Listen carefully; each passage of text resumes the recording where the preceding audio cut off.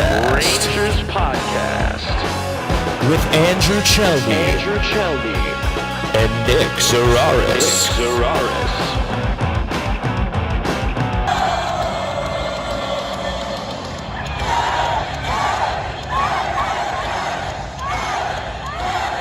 Rangers fans, welcome to the best Rangers podcast in town. I am Andrew Chelney alongside Nick Zararis, and we are Liberty Blue. We scream about the Rangers so that you can save your voice. That's how deeply we care about you, and we appreciate that you've joined us for the ride. This is episode 40, live on Twitter, Twitch, and YouTube.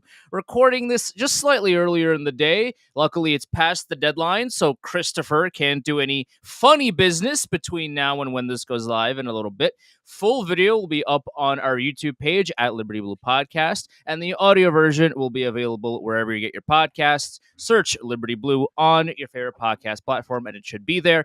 Give the show that shiny and illustrious 5-star review on Apple Podcasts and Spotify. It helps the show way more than you think it does. At Liberty Blue Pod on Twitter and Instagram. I am at Chelney Andrew, CHELNEY Andrew, alongside Nick Zararis, Nick ZARARIS. Those are our personal Twitter handles to follow as well. Nick, are you worried yet? A little bit, yeah. We were talking about it. Pretty much everybody, even the people who think they had a good deadline, are in agreement that there's just no coherence in anything they do. It's 18 guys out there, and whatever poor sap is in net, whether it be Halak or Shesterkin, and they're fighting for their lives. And the only pushback you get from that is, well, they don't have Lindgren. If Ryan Lindgren is the difference between this and being a functional hockey team, they need to wrap that guy in bubble wrap, and he's not playing the rest of the regular season, and his first game back should be in the playoffs. Because if he is the difference between being a Stanley Cup contender and being, the second or first wild card, I think we've massively underrated just how important Ryan Lindgren is, and that's why I don't buy that premise. Lindgren's a good player. He's a useful player, but he's not the difference between this team reaching its ceiling and what it is right now. I mean, that game against Pittsburgh was clunky. There was not a lot of structure. I mean, when you have to go to overtime against Buffalo to score 2 goals, that's not great considering Buffalo is a team that gives up a ton of offense. Yeah, they hit a post or two, a little unlucky, but at the end of the day, it's not just you're unlucky. This is getting closer to who they are. The bigger the sample size, the more likely that is the outcome. Sure, things could change. Lindgren comes back by Thursday, Saturday. They get into a nice rhythm with 13, 14 to go. Sure, that's possible. But based on what we've seen over the last month and a half or so, this is probably closer to what they are than what we thought they might be. I don't really see the high ceiling that maybe we thought would come into focus post-deadline. It just, nothing says this group is going to magically figure it out. There's no they just need to start doing this, this, and this. They need to go back to the basics. They need to string together 3 complete passes in a row out of their own zone, get into the zone with speed, get a shot on net, and then look for the rebound or a deflection. There is just way too much going on, and it's simple as this. The only goal they scored yesterday that was semi-replicable was the one the fourth line did, because they were the only ones who said, all right, there's nothing here. We're going to the net, and whatever happens, happens. The Rangers are a team right now in the NHL, and that's about all I could say about the Rangers. Like, they have looked like a team that you kind of just group together in an environment where there's no kind of cohesion involved. Like, if you go to the local rink and there's like 50 kids are there, and it looks like open skate on a Friday, and you have 2, and you just pick 2 captains, and you say, each captain picks a player, and then you just go and play. That's what the Rangers look like right now. They have no cohesion. Like, Ryan Lindgren being out of the lineup is a big deal for the defense, sure. But is Ryan Lindgren coming back to the lineup, is that going to make Alexis Lafreniere win board battles? Is that going to make Panarin back check all of a sudden? Is that going to make Kane do things? No. The answer to all of those is no. So Ryan Lindgren is definitely an important part of the blue line, and he takes Ben Harper out of the lineup, which is always a positive. You don't really want Ben Harper in your lineup. Cool. Very good. Very cool. That's not going to help the forwards play defense. Like, it's beneficial to Adam Fox and Truba and Miller and Schneider and all these people, but it's not going to make the forwards care. And these past few weeks, the Rangers forwards, especially, and the defense too, here and there, but the forwards especially have looked like they do not care about what happens from now until game 1 of the playoffs. They look like they are in la la land, like they're passing it all around. They're not hard on the puck battles. They're not skating back when necessary. They're letting the opponents kind of dictate the pace of the game whenever they want to. And if they play and I tweeted this yesterday on my account, it's just like if the Rangers continue to play like this in the playoffs, they will get swept. Like if they play New Jersey in the first round of the playoffs, New Jersey is going to skate circles around this team. The Rangers look like they don't care. Like there's no such thing as a magic switch where players can just turn it on whenever and boom, all your problems are solved and everything is peaches and roses. Like that's not how sports works. You have to get into a rhythm. You have to establish, okay, this is how we play our game. This is how we do things so that come playoff time, we have an established rapport with everybody on our lineup, and this is how we play the correct style of hockey. We're in the middle of March. The Rangers look like this is preseason. I mean, what's going on? That's a perfect way to say it. They have been skating for about a month now with we'll figure it out. We're not worried about it. There's no urgency. There's no sense of, oh, well, we really need to get our shit together here. It's very much, okay, we'll take it as it lies. And I think that speaks to, I don't want to say hubris, but I would say an overconfidence that this group is just going to be able to turn it on and suddenly start playing fundamental hockey well. And nothing would tell you otherwise. We've talked about this this has been a thing for years, that the Rangers play a certain style, that they're high-end players, the ones who have been here a while now, like Zibanejad, like Kreider, like Panarin, they're always looking for that high leverage cross-seam pass. 3 coaches now have complained about the high-end players playing a specific way. This is who they are. You are not going to be able to change how they play at this point in their respective careers. Those guys are in their late 20s, early 30s. Those guys have been in hockey, organized hockey, for too long to get them to change their habits and how they play. Doubling down on those types of guys at the deadline is redundancy. You have a top 6 littered with guys who are always looking for that extra pass. Nobody goes to the net ever. Nobody is bullying on the board. No one is going to the boards or down low to win those puck battles, to maintain zone time. The Rangers get so many zone entries where they get 1-2 scoring chances and the team's going the other way. And the Rangers aren't great in transition going back the other way. And that's where all those odd man rushes come. I do not understand the Rangers rules for pinching, because their defensemen just go whenever they like. Whenever. Because generally speaking, in structure in sports, you have rules where if a player crosses a certain threshold, you either go for it or you stay back. The Rangers just, whenever they feel like it, jump into the play, jump out of the play. The one play, the shorthanded goal they gave up against Montreal, I do not understand where Trouba was going and had Kane going back. Kane was the last person back. I forget who scored the goal for Montreal, shorthanded. I think it was Josh Anderson, actually, which Brooksy had a field day when that happened. Between that and the Lightning trading for Jeannot, Larry's the guy in like the Galaxy Brain meme where he's at the bottom and he's literally sitting on his brain, how big his brain is. That's how Larry feels the last few weeks based on how things have gone.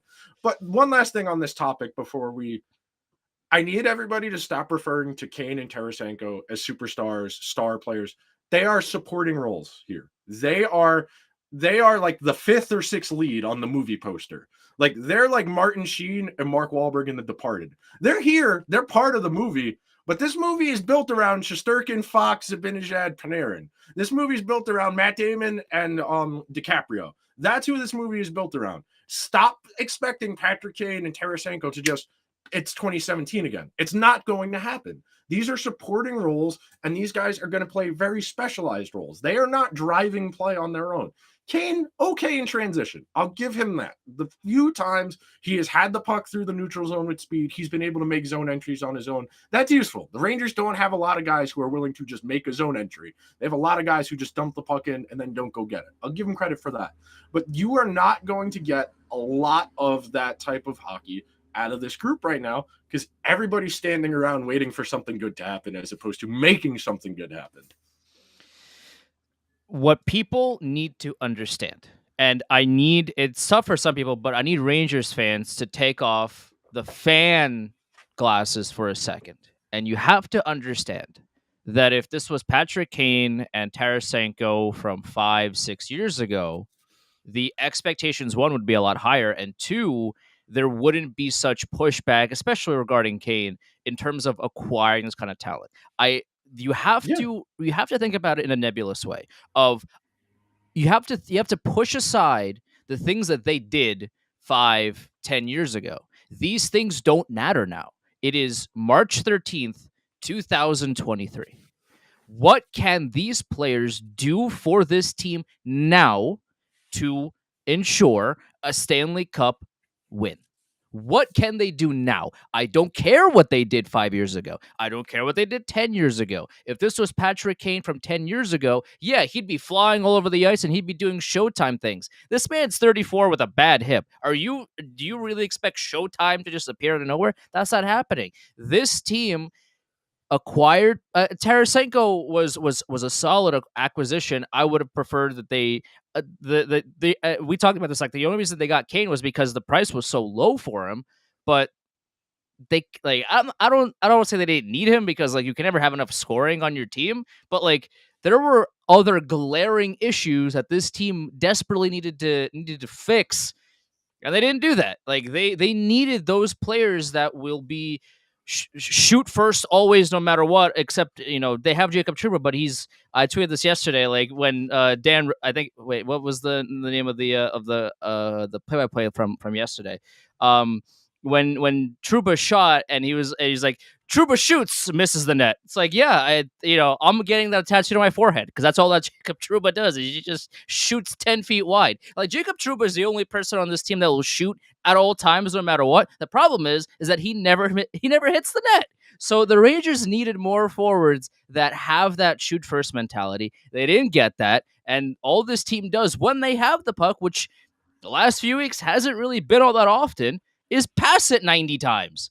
Like I tweeted this yesterday too. The Penguins on, I think it was Jason Zucker's goal, had puck luck where the Jason Zucker kind of just threw the puck towards the net. It bounced off as Zibanejad and top shelf, boom, it goes in the net. The thing about puck luck is to get puck luck, you need to actually shoot at the net. This is something I wanted to touch on. You are not going to get pucks magically going into the back of the net if you just keep passing it around the perimeter 90 times. That's not going to happen. You have to shoot the puck to score goals. It is the most elementary thing that you can possibly say when it comes to the sport of hockey, and yet the Rangers refuse to do it. They love having that ESPN Top 10 Sports Center highlight reel goal. Score. Just shoot the puck, man. It is so infuriating. I think it was Zibanejad in front of the net when it was I think it was at 2-2 at that point, or 2-1. Zibanejad had the puck like 5 feet away from Tristan Jarry, and he passed it. Shoot the puck, man. Shoot. So infuriating. So two things. Number one last thing on Tarasenko.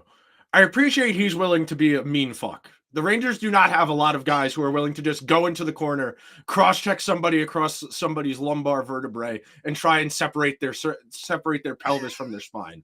The Rangers do not have a lot of guys willing to do that. I appreciate Tarasenko realizes, oh, we're punching people, we're being violent. All right, I'm in. I appreciate that. The Rangers don't have a lot of guys willing to do that. Number two, I assume you are familiar with the legendary tweet, "It's Russell Westbrook time, Russell Westbrook." That is Jacob Trouba. It is Jacob Trouba time, Jacob Trouba. Anytime he can let it fly, he's letting it sing like he's Chris Smooth. on 2K. It's That's streaming right. back in That's like right. 2012. Yeah. Why not let it fly? That's Jacob Trouba. Give But to that me, guy a map. we Where gotta is get he Trouba a going? map. That's the We gotta puck. get Trouba That's back. the puck. Whenever he shoots, is like, give that puck a map. Where is it going? Like you never know, because one thing's for sure though, it ain't hitting the net. So speaking to your point about you gotta put it on the net, and even if you don't hit the net, even if it's not a great chance, eventually you get more chances. This is something that we have statistical evidence that proves. The more scoring chances you generate in the long term, the more goals you create, the more dangerous chances you create, the more likely you are to score. This is the thing that the analytics can describe for you. They're not predicting what's going to happen, they're describing what's happening. So you think about the goal that the Penguins got, the goal that I think Zucker got credit for. They just flung that puck at the net and it hit Zibanejad and it went in.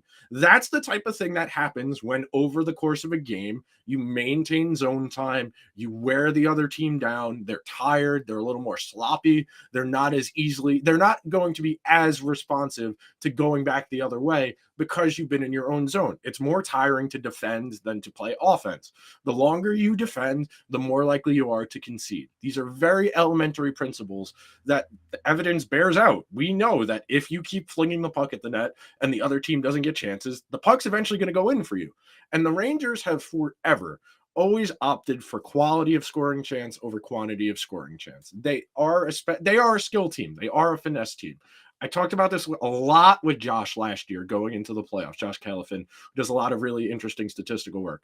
And I was trying to diagnose what the mainstream analytics were missing. That because the Rangers were mid-20s all year last year in scoring chances, high danger, expected goals.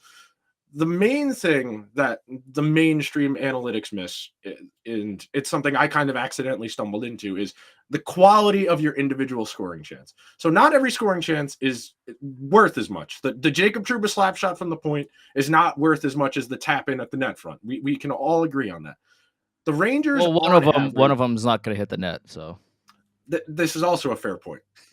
On average, the Rangers created I think it was the fourth most dangerous type of scoring chance of any team in the entire league.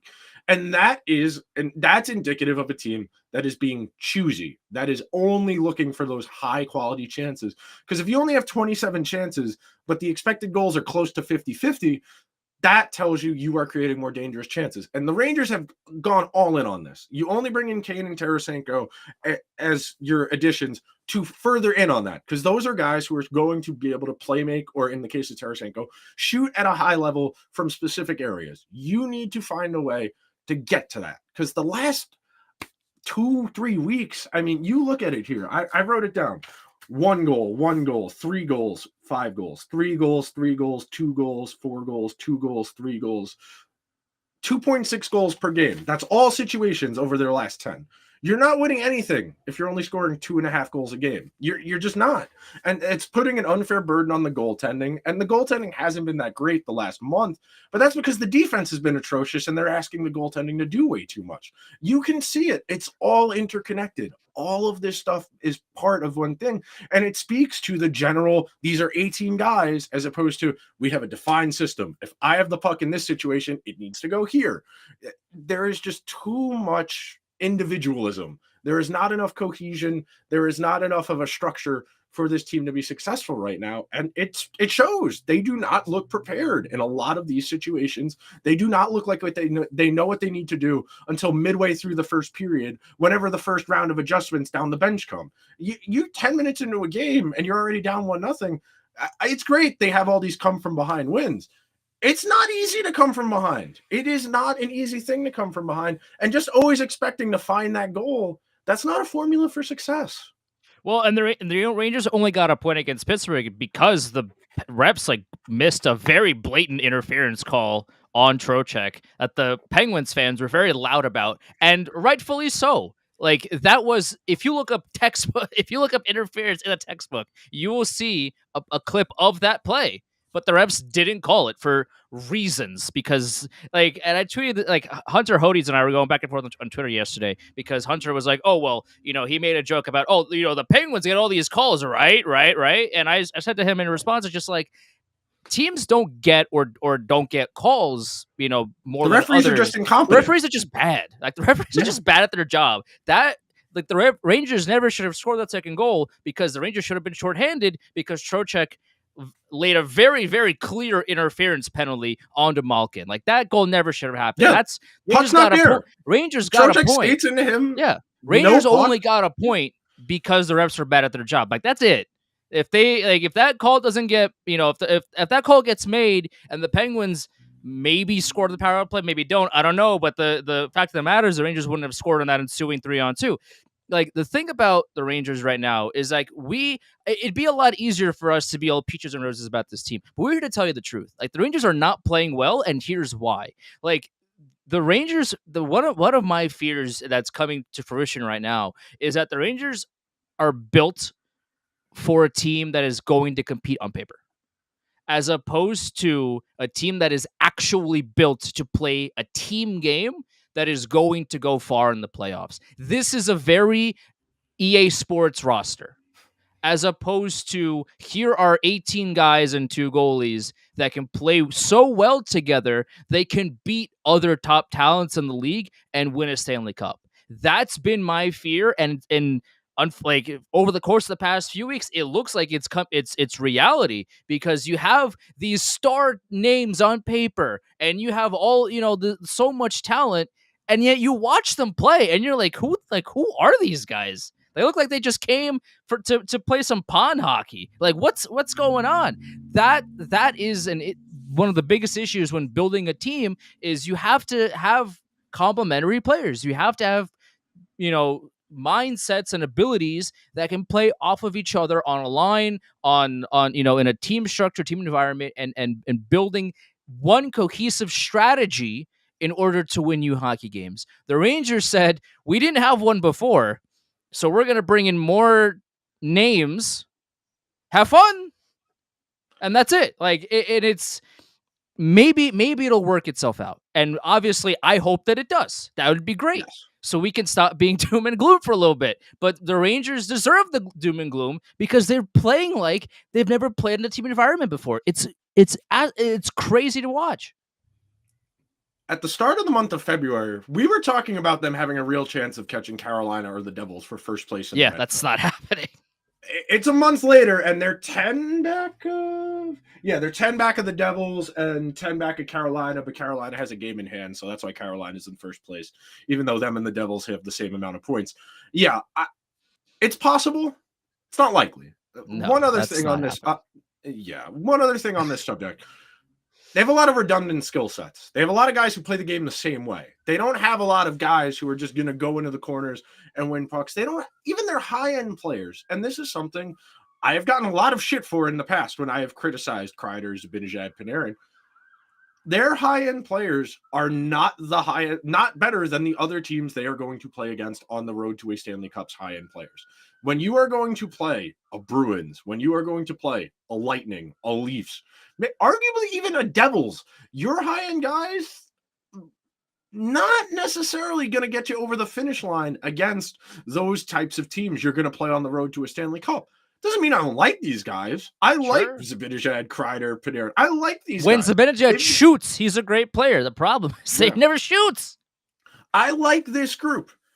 The problem is they have limitations. They do not go to the net. They do not shoot enough. They do not win board battles. Those are 3 important elements of a successful hockey team. And you're not changing those guys at this point in their career. I've said that twice already, but everybody just expecting them to figure out how to play together, that's not how it works. And I tweeted it yesterday, and 200-something people agreed. What do the Rangers do at practice? What do the Rangers do at practice? If the Beats did not live tweet practice, I would assume they don't practice. I would assume they drank beer and smoked cigarettes during the times they were supposed to. It worked in the 80s. Hey, man, don't go giving them any ideas. You let Glenn Sather back in that locker room again? I still think about how after that game against the Capitals, the second one where they started the game with the line brawl, and Glenn Sather went down there in all his glory to go talk to all the 20-year-olds. Wasn't this fun? Well, no, we lost, but we punched people. That doesn't matter. It's the same thing, like Trouba laying out Alex Nylander. It's great. It didn't materially Also, change clean the hit. direction of the Like game. Yeah, no, it's we a we clean hit. are we are the farthest. We are not Truba enjoyers or Truba pom pom extraordinaires. Trooper sympathizers. Yeah, we not are not Trooper Truba sympathizers here It's on a this clean podcast. hit, but But that was it's great. that was a very clean. Like there's It's nothing insidious about that hit. Like there was no elbow. He didn't leave his feet. Yeah. He didn't take he didn't take strides either. He just kind Yeah. of like it was a normal hit. Nylander just wasn't really ready for it. But just because Yeah. Trouba is a big guy and he can lay people out at will doesn't necessarily mean it was a dirty hit. Like that hit was pretty clean. It just doesn't materially change the game state. That's the biggest argument and the thing I always point out about these hits. It's great TNT got a highlight they could run 4 times during the rest of the broadcast. Sure. That did not materially change the outcome of the game. The Rangers were still losing 2-1, even though Trouba tried to put Nylander through the air to score. Hits like that are great in theory. It's great. It fires the guys up. Everybody's rah-rah. Doesn't materially change the game state, which is the problem and why I don't think it matters that much. By the way, who let TNT just retcon all of NBCSN and everybody assumed it would be good? The amount of times just there's dead air, there's an incoherent point. God bless Eddie Olczyk. Everybody loves the dude. He is an atrocious analyst. He never explains anything. He just goes, "Oh, that's too many men. That's too many men. That's too many men."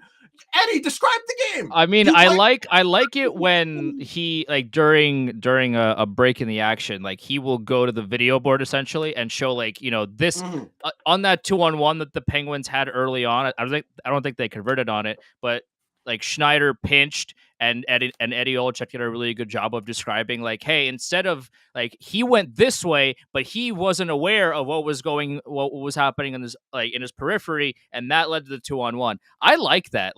That is a really good useful. That's a really good breakdown. And again, that's not just for us. Because that's a lot of that's for the casual fan of this is how you better understand the game and why that play in particular was bad. Why Schneider pinching in that situation was bad. Here is why. Eddie doing that, I think that's good for the game. Oh no, I want more of that stuff. I want more of this happened because of this, as opposed to, they're banging low in the corners. TV analysts on hockey treat everybody watching the game like they're an imbecile, legitimately like an imbecile. This is Patrick Kane. He was very good at hockey during the Obama administration. He's on the Rangers now. He's the best American hockey player of all time. 1,000 times.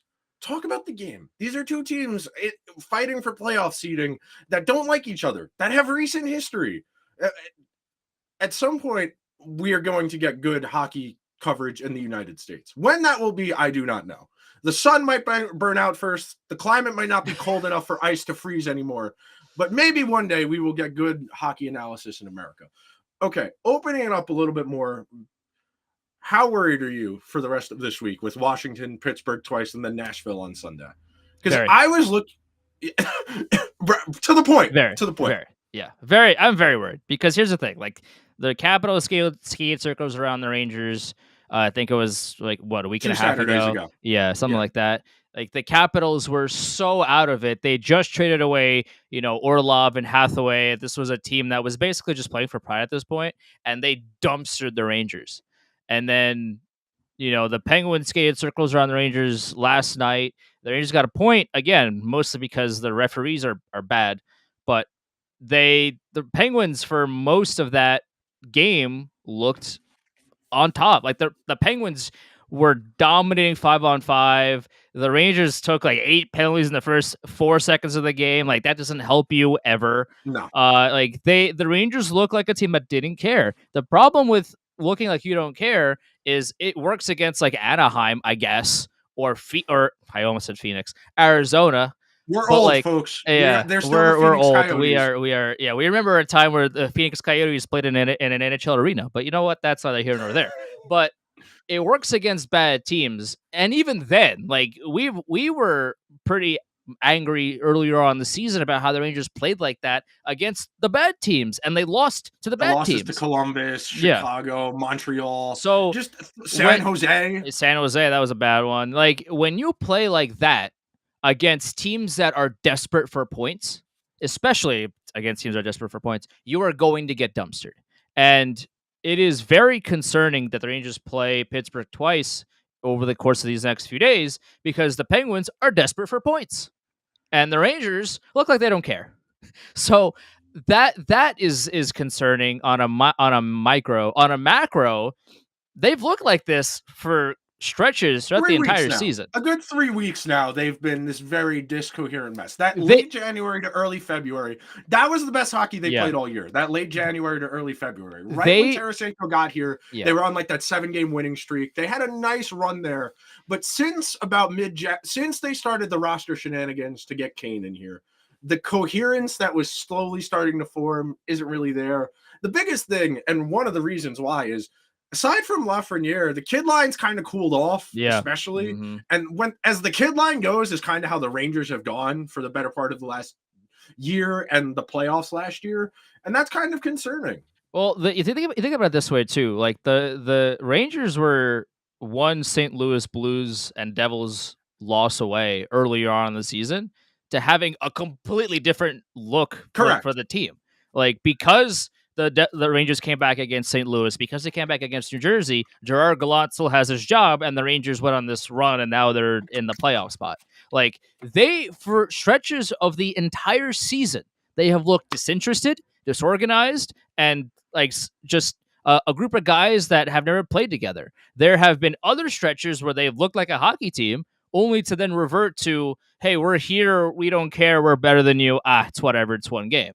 I don't understand the duality of man on this roster, and that ultimately, for better or for worse, is on the coaching staff. You cannot come in and game out and seeing completely different effort levels from your guys. Like one game you can come in and you look like an actual hockey team looking to play together in cohesive hockey, and then the very next night you come in and everybody looks like they're hungover.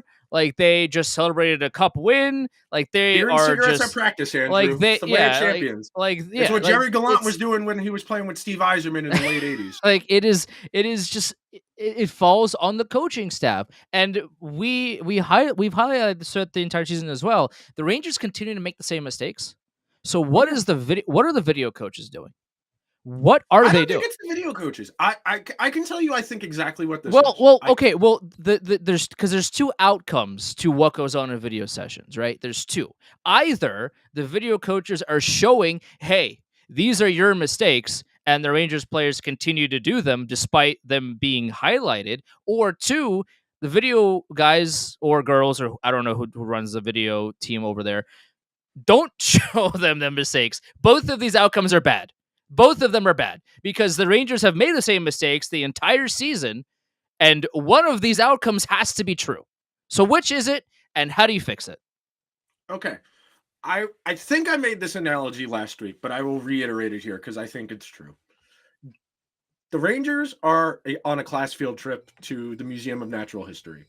The regular second grade, their regular teacher is there. They have to bring parents on the field trip as chaperones, so they have the right ratio of adults to children. Gerard Gallant is one of those chaperones. He is someone's dad. He's going to be nice to you. He's going to maybe give you a piece of candy. Maybe he'll buy you something at the gift shop if you're nice back, whatever. He is not going to have any authority. No child is going to listen to someone else's parent on a field trip as a fist of authority. Gerard Gallant is just there to make sure nobody gets lost and that everyone gets back on the bus when the field trip is over. He is there to supervise. He is not there to crack the whip unless you're his kid. If you're like Keto, Kakko, or Lafreniere and you're his kid, you have to listen to him because you're screwed if you don't. Then you get in trouble. But everybody else, they can do whatever they want. They're jumping on the displays. They're touching the dolls in the exhibits. They're banging on the glass. That's what everybody else is doing. They can do whatever they want. You keep doing that. You keep banging on the glass. You keep banging on the glass. That's fine. Do whatever you want. I'm just here to make sure everybody gets back on the bus. That's what having a player's coach does. You saw this at the end of Alain Vigneault where guys just stopped caring and it was more or less just showing up and going to work. I think to some degree that's what's happened here where they kind of have free reign to police themselves And because of that, you have these mistakes that get repeated over and over and over again. You have guys who are too comfortable. I definitely think that's a part of this, where there are certain guys who, no matter what they do, they know they've got their spot. Yep. And there's a lot of comfortable going on right now. And it's great. They've got an 8-point cushion to Pittsburgh. And then I think it's it's 6 to Pittsburgh, 8 to the Islanders. It's great. You've got that cushion. Yeah. It's great. It's about to get real fast. It is about to get real fast for them. One of the things that Gerard Gallant does, and the players are well aware of this, is he's a hypocrite. And what I mean by that is he always preaches accountability. That if you make mistakes, you are going to get sat. You are going to pay for your mistakes. With some players, the young players, he does that on a frequent basis. But if you're Trouba, if you're Gaudreau, if you're, not 22 years old, you can make 8 mistakes a game and still be out there. And the players are well aware of this. If you don't think the players are aware of this, you are living in La La Land. The players are more aware of this than we are saying it to you right now. They are so aware that they can essentially do whatever they want, and these rules can be changed depending on who breaks them.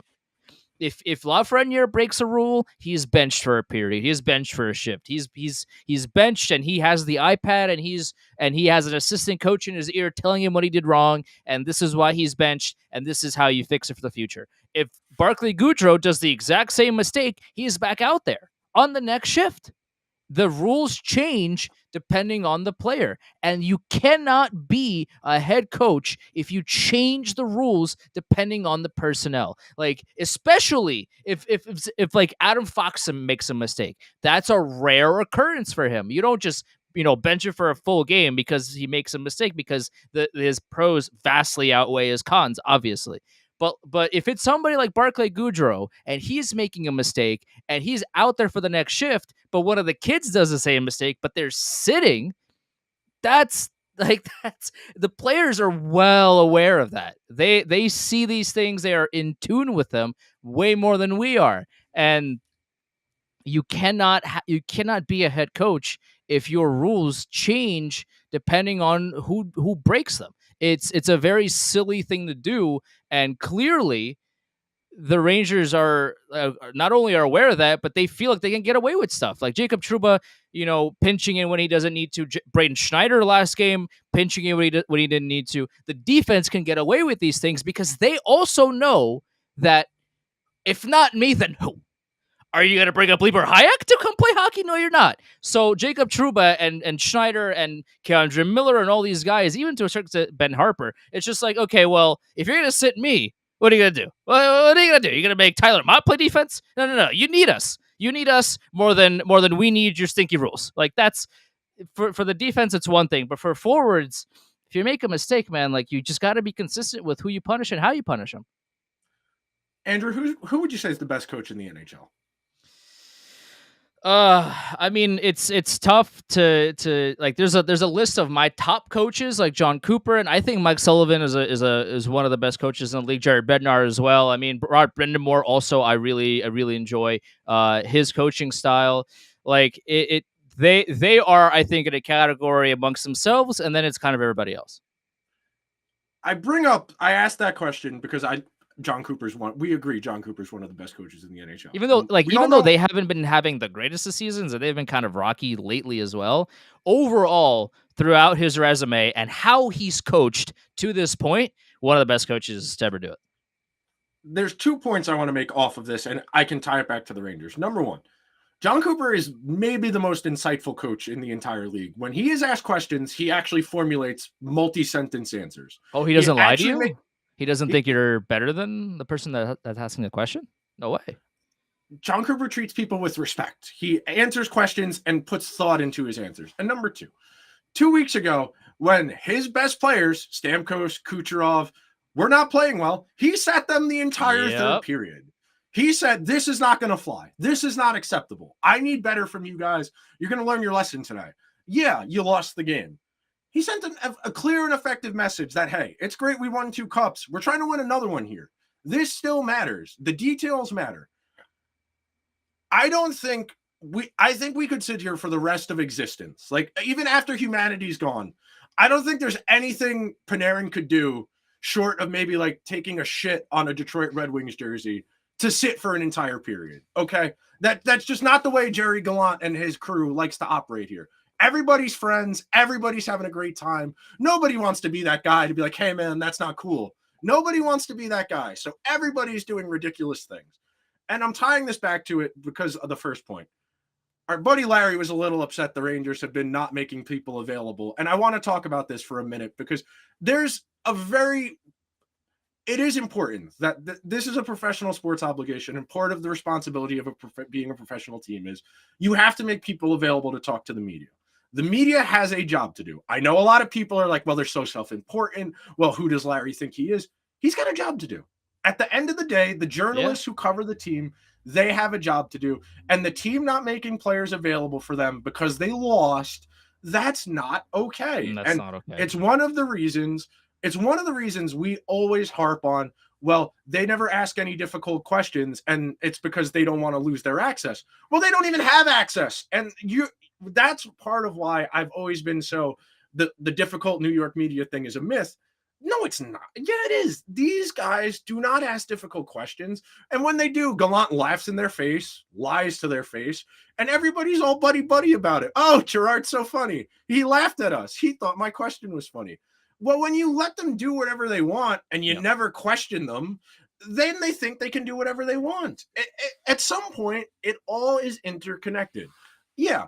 Is it that big a deal they didn't make Halak available yesterday or Shesterkin available after he lost, 2 weeks ago, whatever game that was? Is it a big deal? No. Should they be made available? Yes, they should. Somebody replied, I saw this and I couldn't believe this was a real tweet that somebody put out. So I saw Larry's tweet, and then somebody in the comments goes, now compare that to Richter or Lundqvist. It's like, dude, do you not understand how sports work? It's different because it's different. Hank always made himself available. I'll give him that. No matter how bad the game went, he would always talk. I will say that. But you have to think about it this way. It's the team. The team makes the players available. It is the team. Like, people that don't work in the industry have no idea how the industry works. Zero clue. Like, even in my field, right? Like, I'm a producer for SiriusXM NBA Radio.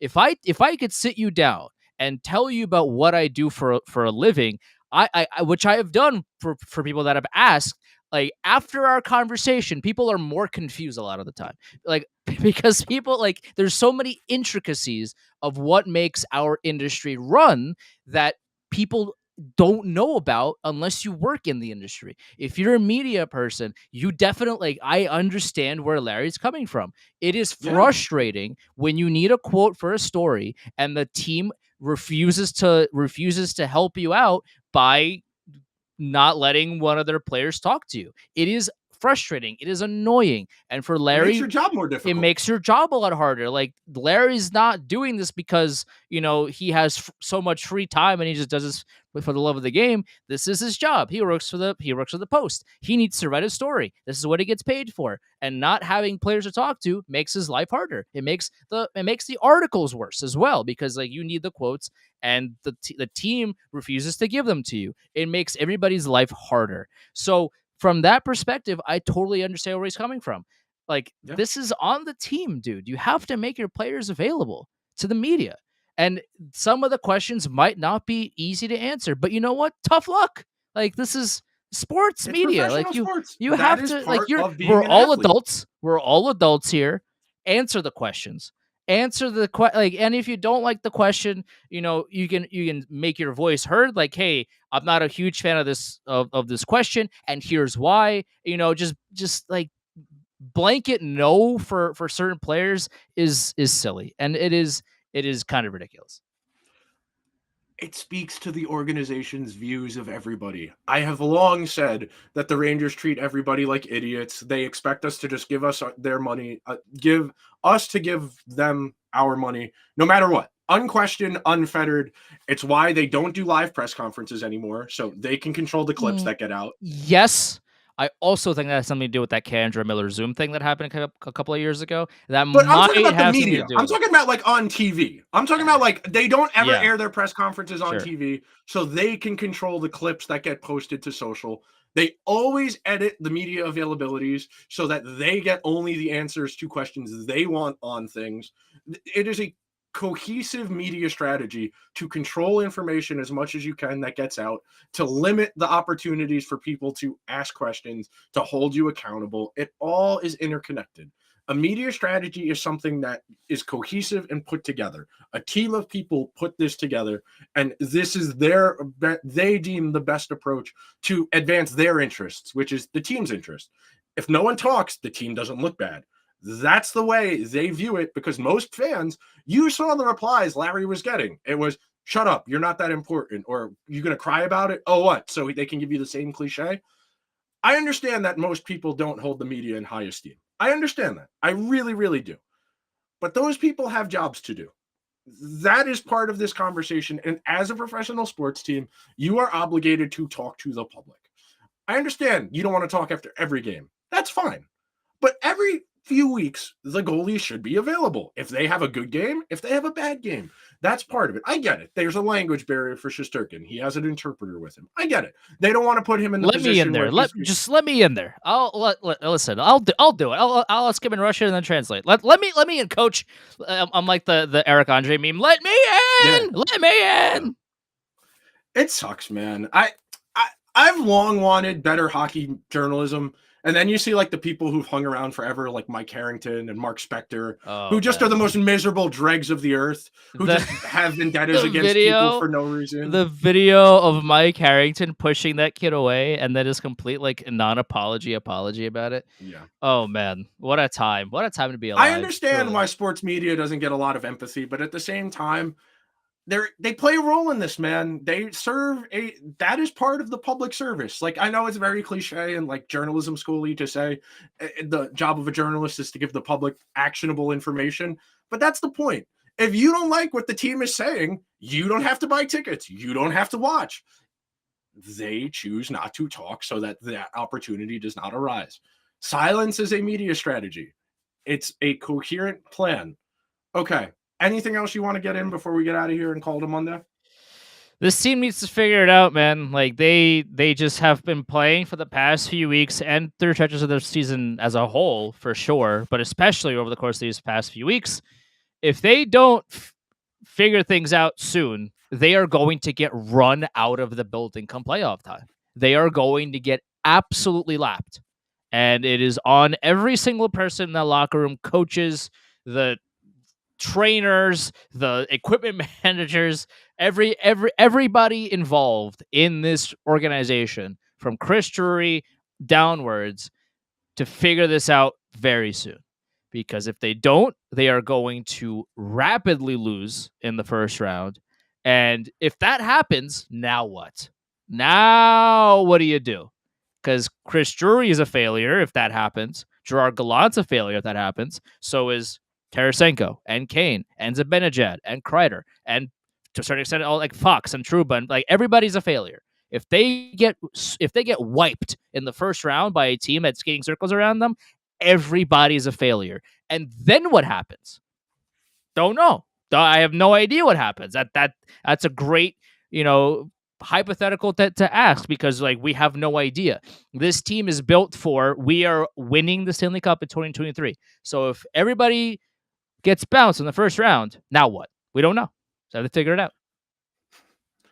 Jordan Binnington will pay for his crimes in this life or the next. That is my final comment for this episode. We were this close to greatness. We were this close to greatness. Okay, that'll do it for this week's episode of the show.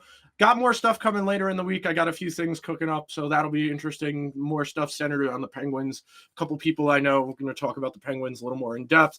Make sure you're subscribed to the show on wherever you get your podcasts. We're on all the major podcasting platforms. If you prefer video, hello, YouTube. We've got a nice little group. YouTube's nice because you see the micro following, because even people who don't follow you can kind of stumble into you in a way that podcasts is a little more tricky. So hello to those of you over on YouTube. We're at Liberty Blue. We're Liberty Blue Podcast on YouTube, Liberty Blue Pod on Twitter and Instagram.